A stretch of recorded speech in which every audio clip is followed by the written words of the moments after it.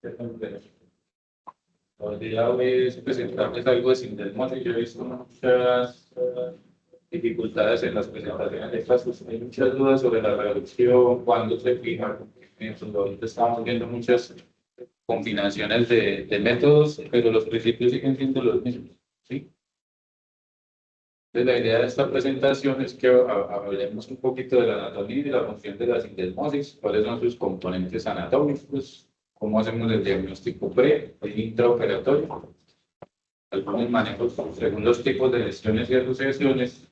Entonces, ahorita van a ver que hay muchos ejemplos de lesión de sindesmosis en casi todos los patrones de fractura, desde fracturas de tobillo hasta fracturas diapiciarias de tibia o lesiones aisladas. Recomendaciones para que tengamos una reducción adecuada y también qué hacer si dispositivos dinámicos o estáticos. Entonces, tenemos una patología de difícil diagnóstico. Este, por ejemplo, es un caso ahí a la derecha de una lesión crónica, una fractura de peroné, suprasindesmal, una apertura del espacio claro medial, pero a medida que se va haciendo esta lesión crónica, empieza a haber una disfunción del ligamento deltoideo, ocupación de ese espacio medial con tejido fibroso que no permite reducción, y fuera de eso empieza a ser una deformidad imparte. ¿Sí? Este es un ejemplo de las secuelas de la que puede haber. Y a pesar de que es una articulación tan pequeña, y se ha dicho tradicionalmente que es una articulación, una sindesmosis como tal, o una sinostosis, que es una unión fibrosa de ligamentos que no permiten mayor movimiento, a pesar de que se supone que debería quedar ahí en cualquier cirugía, pues tenemos unas tasas de mala reducción muy altas, sobre todo cuando usamos dispositivos rígidos. Y cuando eso pasa, resultados funcionales muy malos, pacientes con escalas funcionales con poca movilidad, dolor crónico, que se quejan mucho de síntomas. Y un 20% pueden terminar en una artrosis de tobillo por una lesión de la sindesmosis inadvertida. 10% de traumas alrededor del tobillo como lesión aislada. Eso ha ido en aumento cada vez que usamos más resonancia y hacemos detección específica con un examen tan sensible. Y un 20 a 90% requiere manejo quirúrgico. O sea, la epidemiología es muy amplia. Habrá literatura que habla de 20% en lesiones de cierto tipo, con cierto grupo de pacientes. De pronto, si en un estudio hay más pacientes con fracturas Weber A, pues vamos a tener esas tasas solo de 20, pero si lo elevamos a la C, básicamente el 90% deben ser fijadas. Y hay controversias en la técnica de fijación. Si un tornillo, dos, si tres corticales, cuatro, y ahora dispositivos flexibles. Pero todas las técnicas que existan, lo único que necesitan es que la articulación de la sindesmosis quede bien reducida en su lugar para que la función se dé y no haya estas secuelas. Entonces, como digamos, independiente del costo, la técnica, el conocimiento y lo que haya disponible. En las Weber A también hay lesiones de la sindesmosis. Tradicionalmente hemos hablado Weber B y Weber C. Suprasindesmal es muy alto, 36-60%. En las Weber B, la mitad. Esas son las fracturas del peroné que aparentemente a veces no están desplazadas y hay que hacer algún tipo de prueba para detectar esa lesión. Una prueba de cambio. La suprasindesmal es uno por definición sabe que hay una lesión de la sindesmosis. Pero en las Weber que hay mitad estables, mitad inestables. Y las Weber A que uno tradicionalmente dice, no, esa fractura por debajo de la sindesmosis que va a estar lesionada. Pues hay un 17% de asociación con lesión de la sindesmosis. O sea que en una Weber A también tenemos que ir a buscar signos de inestabilidad, que es lo que casi no hacemos, casi siempre la dejamos de manejo conservador, o si es abusiva por allá un anclaje o algo así, pero hay que buscarlo.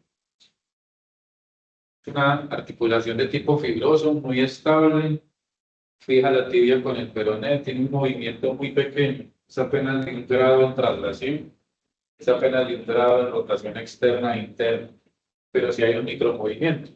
Y tiene cuatro componentes ligamentarios, que los hemos visto muchas veces.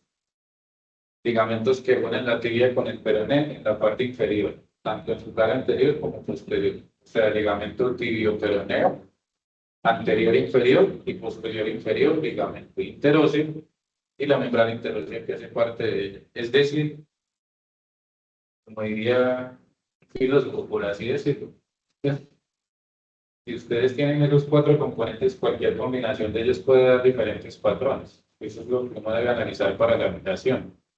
Si tenemos lesión de un componente, no siempre las soluciones ponen un tornillo transicional en un sistema dinámico. Ejemplo, si solo se rompe la sindesmosis en la parte superior, en la membrana. Sí, tenemos esas fracturas que van hasta arriba y fracturan el peroné y hacen un maisonel.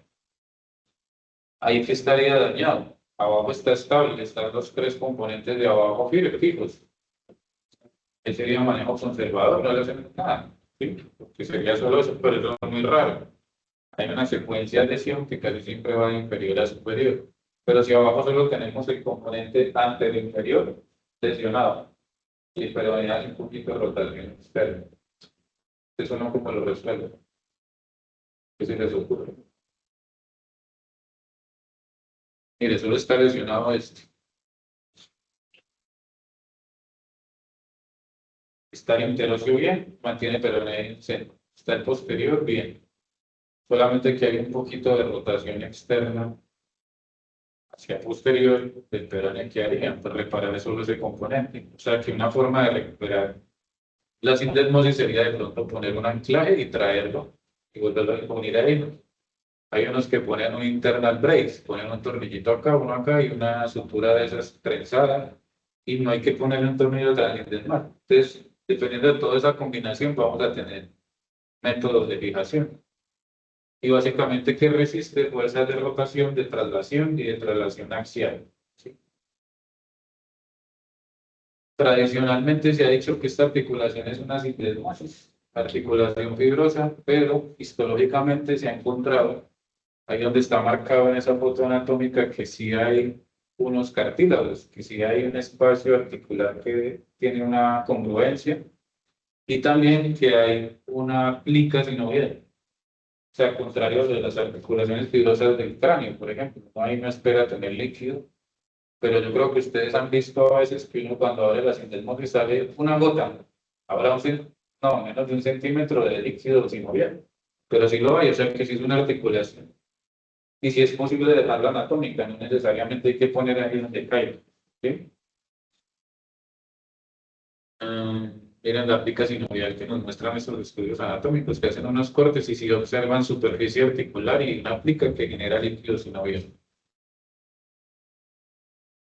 Es un estado, bueno, esto ya se lo había hablado, un grado de rotación interna y también ese grado aumenta o disminuye dependiendo de si estamos en plantiflexión o dorsiflexión. Por eso muchas veces recomiendan que si la vamos a fijar, la fijemos en neutro, porque es donde está, digamos, con menos movilidad. Si la fijamos en dorsiflexión, está más en rotación externa y más ampliada. Aquí, por ejemplo, 2.5 grados de rotación externa cuando estamos en dorsiflexión. Estos son los tipos de inestabilidad. Por ejemplo, yo les hablaba ahorita, si tenemos solo lesión del interocio. Aquí, por ejemplo, solo el interocio, vamos a tener una inestabilidad coronal. Por lo tanto, a mí me parece que este es el mejor ejemplo donde podemos usar solamente un tornillo transindesmal o un sistema dinámico. Va a ser un poco raro que tengamos una lesión solamente ahí, pero es posible y las hemos visto. Pero, por ejemplo, esta que es una inestabilidad longitudinal, que es cuando se fractura el peroné suprasindesmal y se acorta. Y entonces ustedes ven en la mortaja y ven en la radiografía esa punta del peroné con una pérdida de la altura.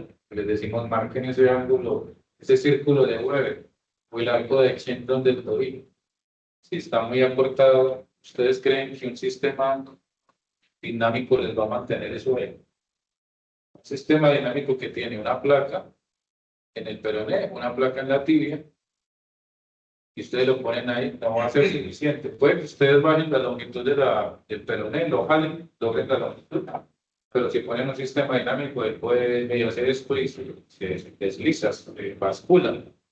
Entonces, en esos casos, tienen que usar un sistema rígido con una placa, con 2 tornillos o con uno, o un sistema híbrido, que es lo que he visto por ahí en algunos casos, que es tornillo transindesmal y sistema flexible.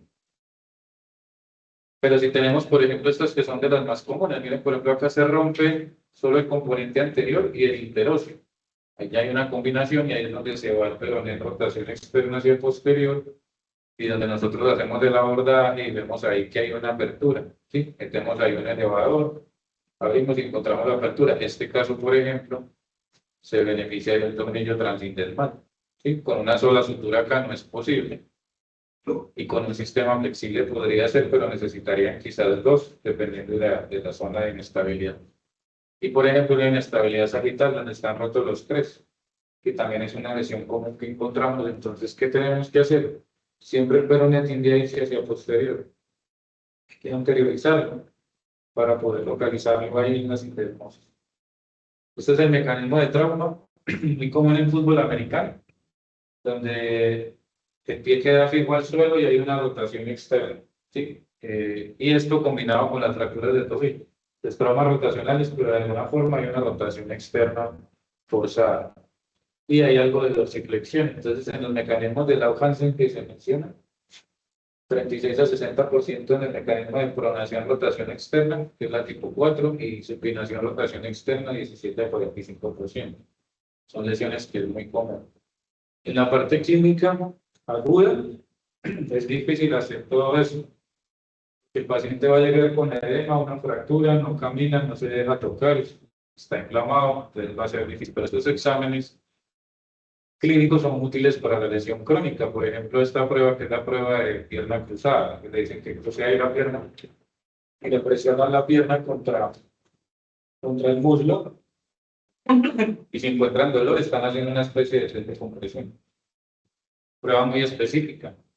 El squeeze test es la prueba de ordeño, que es comprimir la tibia con el peroné, pero en la parte proximal. Cuando es positiva, cuando el paciente dice que le duele abajo. Si no toca abajo y hace esta compresión, a cualquier fractura del tobillo le duele. Pero esto es muy específica porque ustedes están cubriendo una parte proximal donde se supone que estamos bien. Entonces, al hacer esta maniobra, pues la membrana interósea transmite la energía abajo y le duele la porción suprasindesmal. El 3 de traslación sagital no tiene tanta especificidad. Ustedes agarran el tobillo, agarran el peroné y empiezan a hacer este movimiento, traslación sagital. Y es positivo cuando se va hacia posterior, cuando ustedes sienten que el peroné se viene hacia anterior, lo comparan. Y esta es una prueba muy sensible que es tocar la zona alta, que es para cuando hablamos de esguinces altos, que llamamos high sprain. Son esguinces que siguen con síntomas, pero los síntomas son arriba, no en la inserción de los ligamentos inferiores, por acá abajo, a diferencia de esto. Hay otra prueba que no la puse ahí, para casos crónicos, es que ustedes, el paciente se queja de dolor, ustedes encuentran casi todo normal. Ustedes cogen un taping, es para y amarran el tobillo como los futbolistas. O sea, cierran las intermosas. Y ahí sí le dicen camine, salte y haga todas las maniobras. Paciente con una lesión crónica, después de que esa prueba, que se mejora mucho el dolor, se la quitan y vuelve el dolor. Es una prueba de que hay una inestabilidad y eso a veces incluso uno hace resonancia, tomografía, examen clínico y sigue sin encontrar una causa. Bueno, es una prueba que puede servir.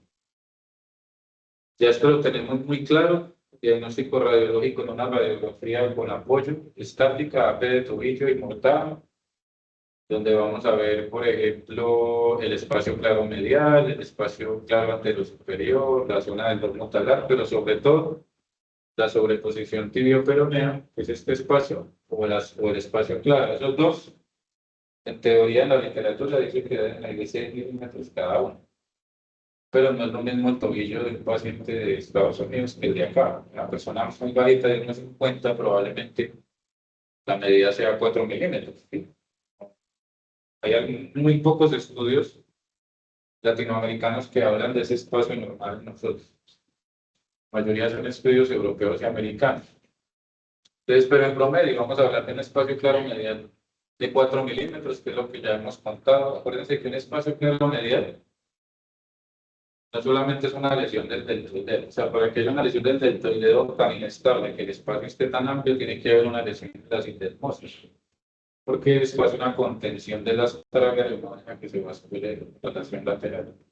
Por eso la confusión muchas veces de deltoideo, sindesmosis, como están unidos en un anillo de estabilidad, muchas veces vamos a encontrar una asociación de los dos en gran cantidad de casos. Espacios tibiofibular y sobreposición 6 milímetros. Esto tiene una alta variabilidad anatómica, pero tiene una sensibilidad apenas del 52%, ¿sí? Cuando lo encontramos. Entonces es difícil. Es difícil por este método. 35% de las radiografías normales tenían una lesión artroscópica en las endesmosis. La única forma de uno saber exacto, oiga, el estándar para la lesión de las endesmosis es la artroscopia, pero la artroscopia no es un examen diagnóstico, es una intervención. Nosotros no podemos poner el artroscopio, revisar y si tenía lesión, ahora sí vamos a pedir en materia que vamos a operar. Aunque eso está cambiando.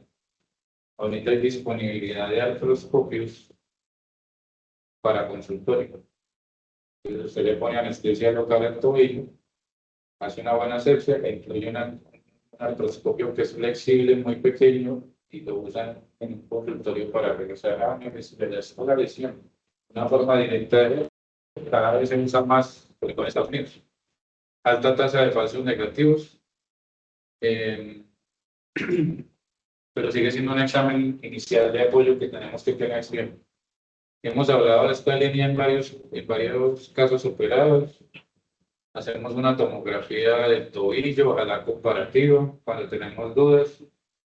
Más o menos a 1 centímetro por encima de la superficie articular, trazamos esta línea que va borde anterior externo y borde anterior interno del peroneo. ¿Sí? A ese centímetro. Si esa línea toca la tibia, que generalmente debe quedar en este cuadrante, pues la sindesmosis está en su lugar. Pero, por ejemplo, acá hay una ruptura interóseo y posterior, porque miren que está trasladado hacia anterior. Entonces, acá la interlínea se va de la tibia y no la cruzan y la tocan. Esta que labora, esta que se me duerme, esta postura. La resonancia tiene un signo que llamamos el signo de lambda. Es un examen un poco complejo porque casi siempre lo vamos a tomar estático, no tenemos una resonancia con apoyo.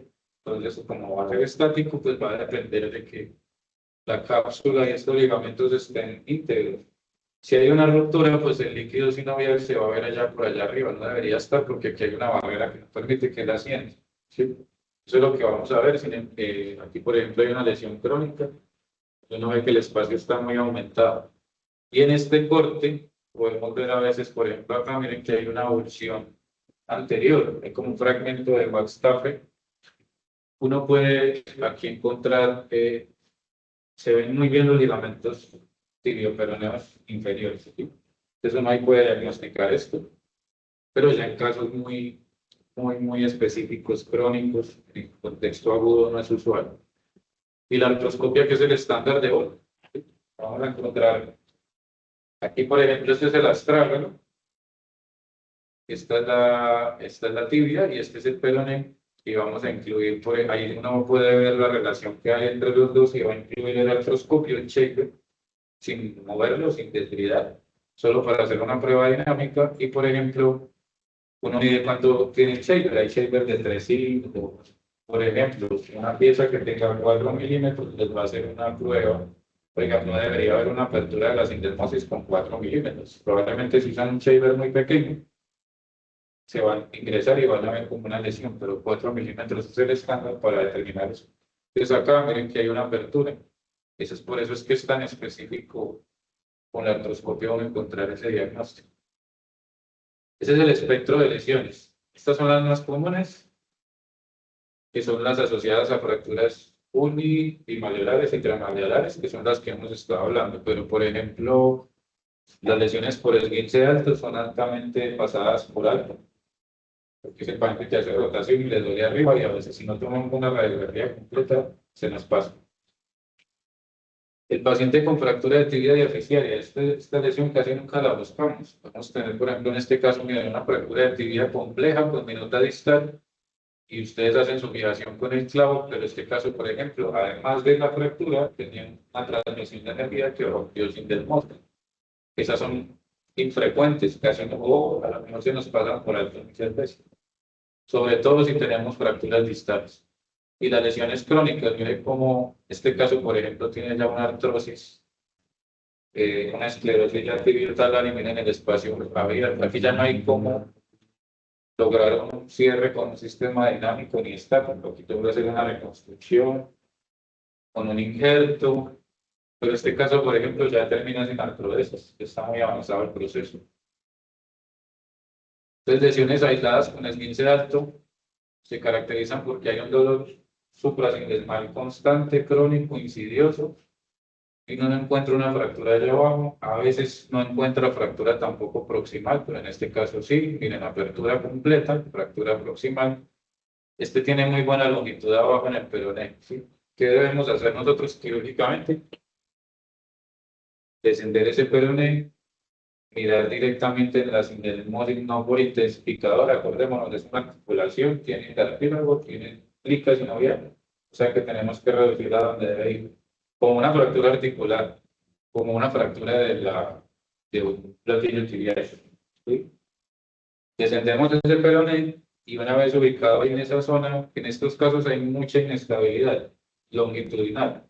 Entonces vamos a tener que usar una pinza. Es de los pocos casos donde yo recomiendo que tenemos que usar un clavo, porque no hay forma de mantenerla allá abajo con las manos, no se cansa. Y en este caso, por ejemplo, una placa con dos tornillos. Este es un ejemplo donde se usó un sistema flexible porque no tenía fractura. Sin embargo, no es lo más adecuado. Fracturas transindesmales. Miren, por ejemplo, este caso que ustedes ven una fractura del peroné aparentemente estable. Si ustedes ven que el espacio claro se ve como bien, en superior, la sobreexposición tibio-peronea, sin embargo, es este caso, aunque les digo que es 50-50. Esa área gris donde ustedes hacen una prueba de estabilidad, miren la apertura y miren la disminución de la sobreposición. Entonces, por ejemplo, en este caso se hizo una prueba de rotación externa, pues ya identifican que hay inestabilidad y pues ese es el caso clásico donde vamos a hacer un tornillo transindesmal o un sistema flexible bien, cualquiera de los dos. Ahorita les muestro qué ventajas hay como para que tomen decisiones. Entonces, en este caso habría estos tipos de inestabilidad, o coronal o una inestabilidad axial. En la inestabilidad longitudinal, cuando el peroné se acorta, entonces, ¿qué tenemos que hacer? Ya hemos hablado en algunos casos, recuperar la longitud. Ahí es donde tenemos que entrar a fijar el peroné. Generalmente hay fracturas con minutas, ustedes van a tener que poner una placa puente. Puede ser, ahí sí, entre más proximal sea la fractura, más grueso el peroné, entonces la tercio de caña se les va a quedar corta. Ahí es donde la placa es el SP. Pero en el caso de que ustedes vean que hay un acortamiento en la porción distal, ¿sí? Por ejemplo, este caso tiene una placa LST, pinza para poder mantener eso en su posición, pueden ayudarse de un pin que lo pasan transindesmal provisional por un orificio que no sé dónde van a pasar el tornillo y luego su tornillo transindesmal. Este es otro ejemplo, una fractura alta, segmentaria, o con una mariposa muy larga, misma situación. Tenemos una inestabilidad acá coronal y longitudinal y se hace un abordaje proximal con una placa grande, 3.5. Y ya una vez recuperada la longitud de abajo, ponen sus tornillos transindesmales o su placa con dos tornillos. El malévolo posterior también es una cosa que genera muchas dudas. Si ustedes miran el tipo de inestabilidad, miren, si tenemos un corte axial de esta tomografía con fractura de malévolo, miren cómo se va con los ligamentos posteriores íntegros. Miren que aquí están los posteriores íntegros y se van hacia atrás. Aquí en realidad hubo una gran lesión del interóseo, porque el trazo atraviesa esta zona. Por eso hablamos de fracturas de malévolo intraincisura y extraincisura, porque las intraincisura inestabilizan la sindesmosis. Entonces, ¿cuál es la solución para esta lesión de la sindesmosis? Fijar el malévolo, no poner un tornillo transindesmal. Es una gran diferencia que hay. Y eso se llama el enfoque anatómico de las lesiones del tobillo. Atacar el problema donde está. Si esta lesión de la sindesmosis es por la fractura del malévolo, pues la reducción anatómica la resuelve. No podemos comparar tornillos transindesmales con placas del malévolo posterior, aunque hay un montón de estudios que lo hacen. Yo no entiendo por qué. Si el problema es la fractura del malévolo, ¿por qué queremos resolverla con un tornillo transindesmal? Entonces ahí iría ahora. Hay casos donde fijamos el malévolo, fijamos el medial, el posterior, el peroné y aún así sigue inestable. Son muy raros, son el 10%, pero puede pasar. Entonces ahí la sindesmosis queda perfectamente reducida con una placa posterior, no hay que hacer nada más.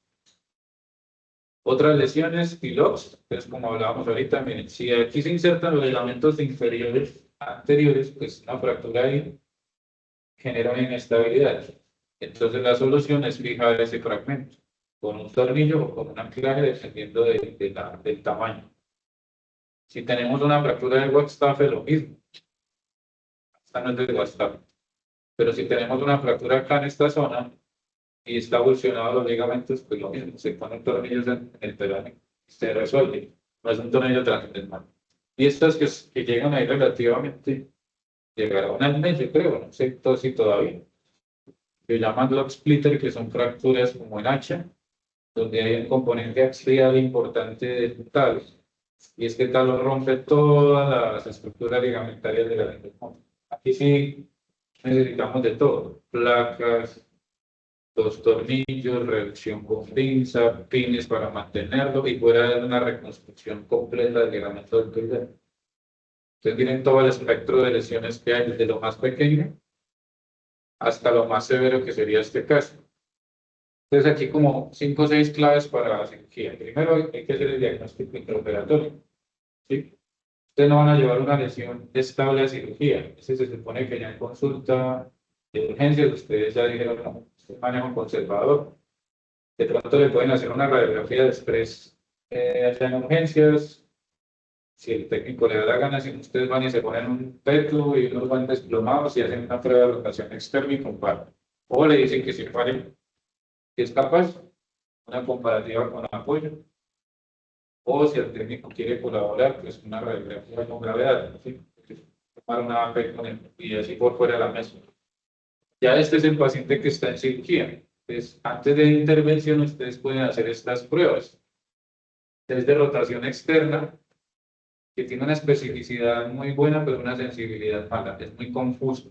Ustedes pueden hacer la prueba, pero si el equipo no está inclinado adecuadamente o la rotación adecuada, usted les va a dar esto negativo, ¿sí? El test de Hooke, que es el que se hace frecuentemente, que ustedes fijan su peroné, pero pues hacen una prueba directa traccionando con una pinza del peroné y miran la sindesmosis. Hay que verla directamente o indirectamente en fluoroscopia. Yo prefiero que sea directo porque si están fijando el peroné, ahí la tienen. La tienen que ponerse en realidad, la tienen que ponerse en rayos X para hacer ese diagnóstico. Y este test me gusta mucho, que son TAP tests. ¿Ustedes qué hacen? Perforan con la boca de los el peroné, cortical proximal y distal, pero no perforan la tibia. ¿Sí? Hagan de cuenta que van a poner un transindesmal, pero dejan incompleta la pasada. Y pasan la tarrama en el 3.5 por este piso. Si hay una lesión de la sindesmosis, pues la tarraja llega ya al cortical y como no pasa, pero no se va enredando en la tarraja, y entonces se va distrayendo. Y pasa es eso. Fue escrito por unos brasileños. Ha tenido un muy buen uso, es uno de los que más uso yo cuando tengo muchas dudas.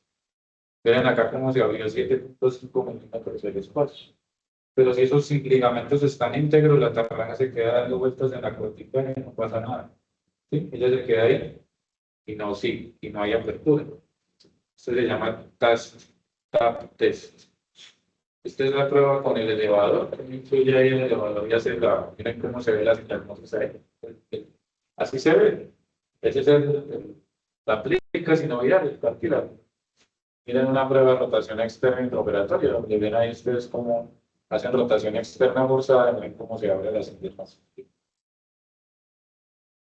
Podemos darnos cuenta antes y después de la fijación cómo nos quedó. El segundo paso, si ya tenemos el diagnóstico, tenemos que recuperar la longitud del peroné. Si el peroné no llega al punto donde debe estar, no vamos a tener una reducción anatómica. Y lo otro es que también vamos a tener mal rotaciones. Ustedes le pueden ayudar de pinzas para mejorar esa rotación externa que hace el peroné.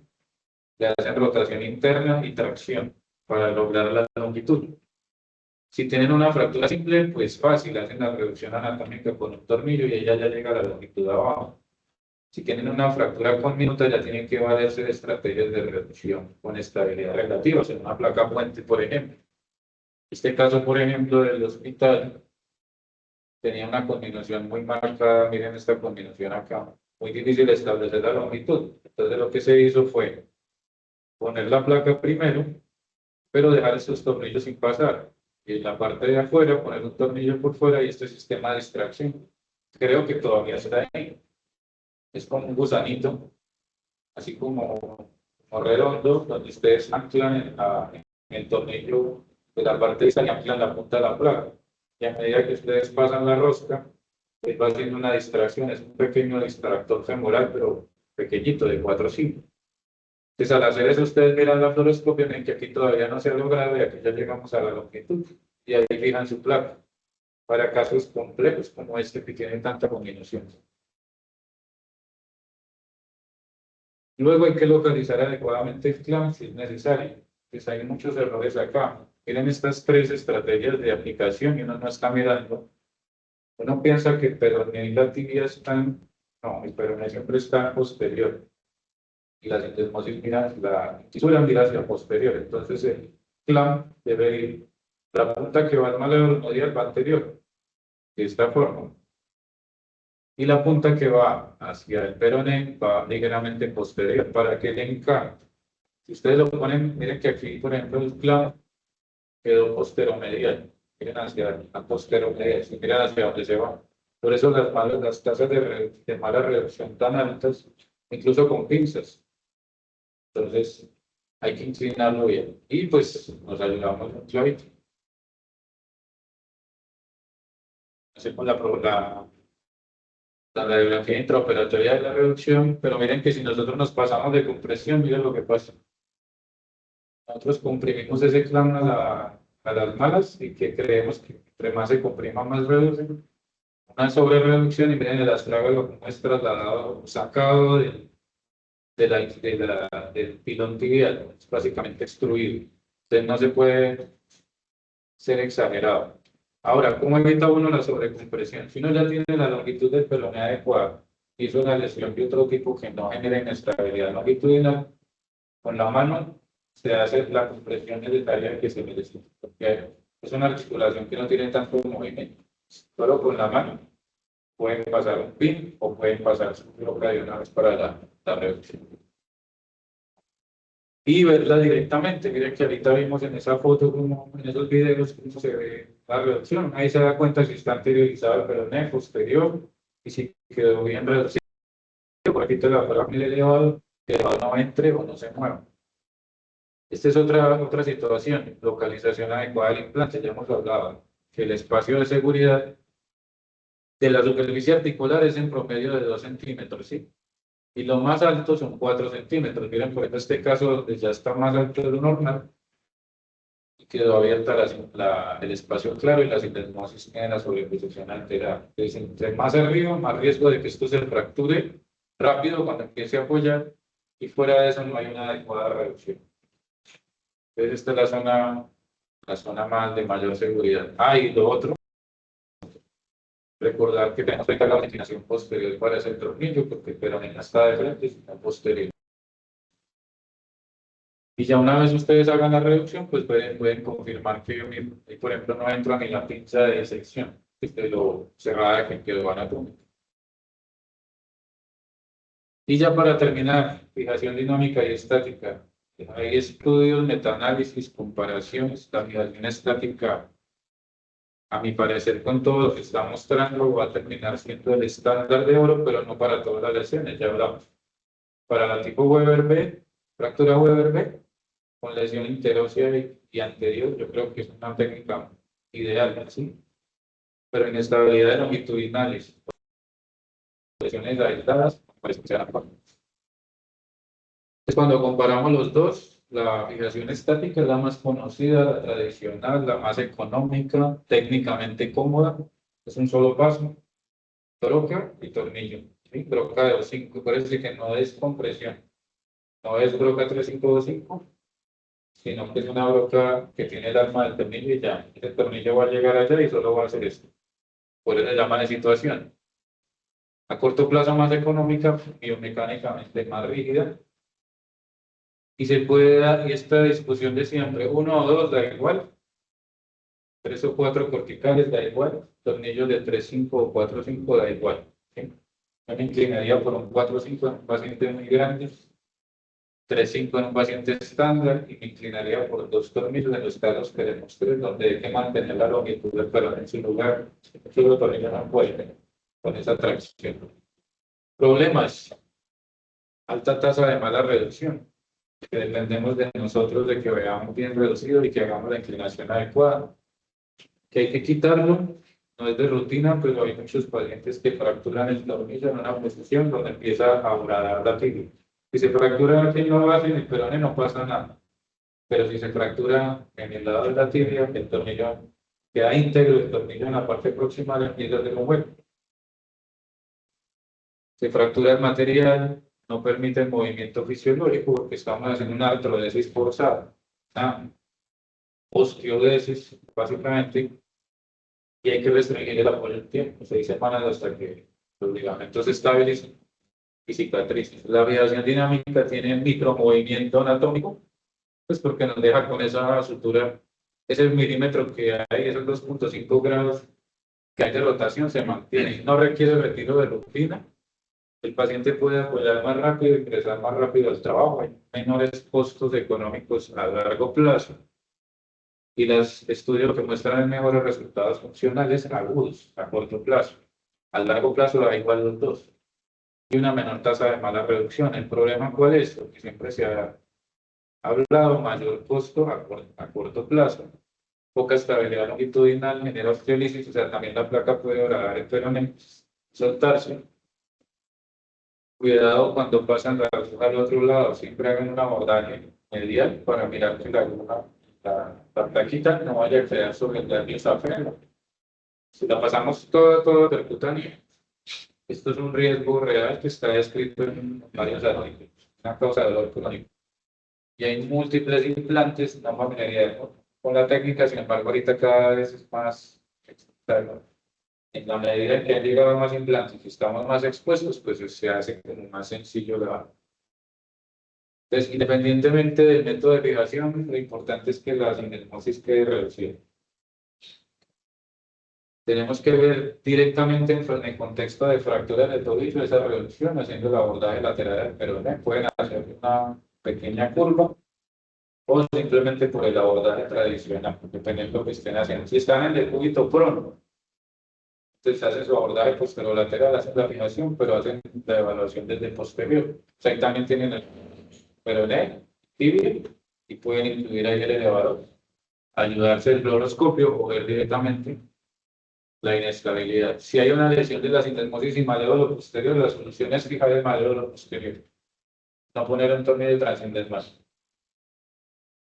Y lograr la reducción anatómica de todas esas fracturas que no tienen un nombre así, pero son equivalentes sindesmales. Todas esas lesiones óseas alrededor de la estructura ligamentaria, si se ponen en su lugar, estabilizan la sindesmosis.